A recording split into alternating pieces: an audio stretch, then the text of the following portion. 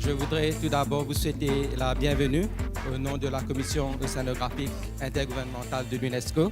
Je suis sûr que parmi vous, il y aura pas mal d'enfants qui un jour deviendront des délégués de l'UNESCO, délégués de leur pays et représenteront leur pays à l'UNESCO. Je m'appelle Morgan Melzig, je suis professeur d'histoire-géographie et d'histoire de l'art au lycée Robert Doisneau à Corbeil-Essonnes et j'ai emmené aujourd'hui mes élèves de seconde et quelques élèves de première du lycée Robert Doisneau pour les familiariser et pour les sensibiliser aux grandes questions de la biodiversité et du développement durable.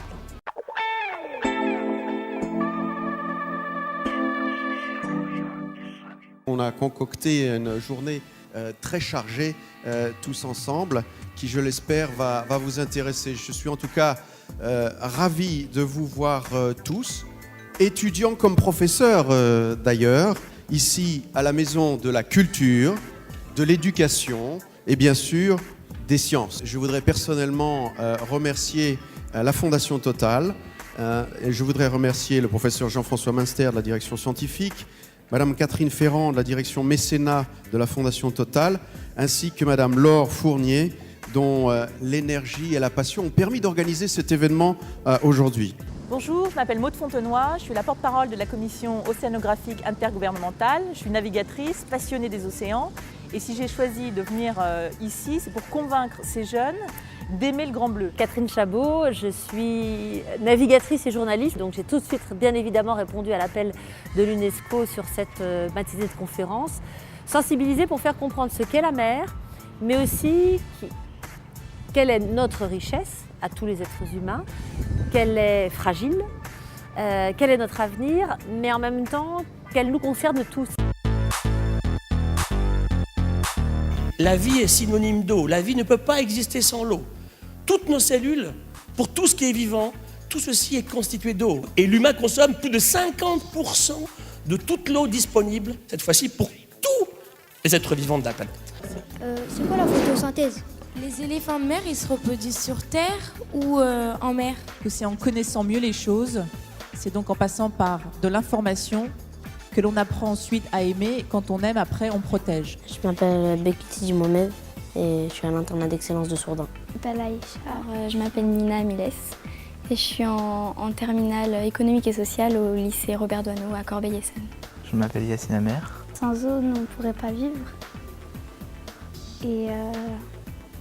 Et sans les œufs, il n'y aurait pas eu les poissons. Ça nous sert à manger aussi.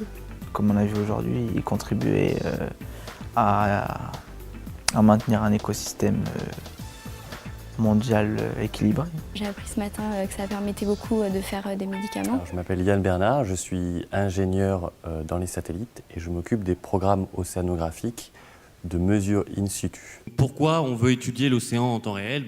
Tout d'abord parce qu'il occupe les 2/3 de la surface terrestre et qu'il est la principale source de recyclage de l'oxygène de l'air. Alors je suis venu donc pour faire partager des connaissances sur l'océanographie opérationnelle, donc leur montrer quels sont les programmes océanographiques mondiaux qui permettent de prévoir le climat de demain. Il faut tout réinventer.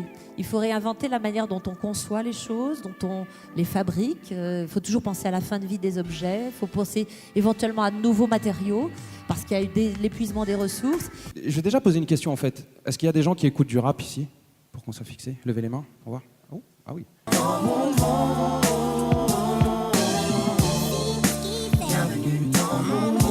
J'ai été très sensible à ce que le rappeur nous a dit, c'est-à-dire faites les choses mais faites-les à fond.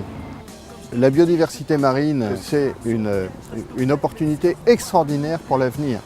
C'est aussi la possibilité de découvrir de nouveaux médicaments. C'est aussi malgré tout la possibilité de nourrir beaucoup de monde à travers la planète. C'est aussi sans doute des nouvelles technologies qu'on va découvrir. Et tout cela, eh bien, c'est prometteur d'avenir. Et l'océan, c'est vraiment l'une des grandes solutions pour sortir de la crise dans laquelle nous sommes.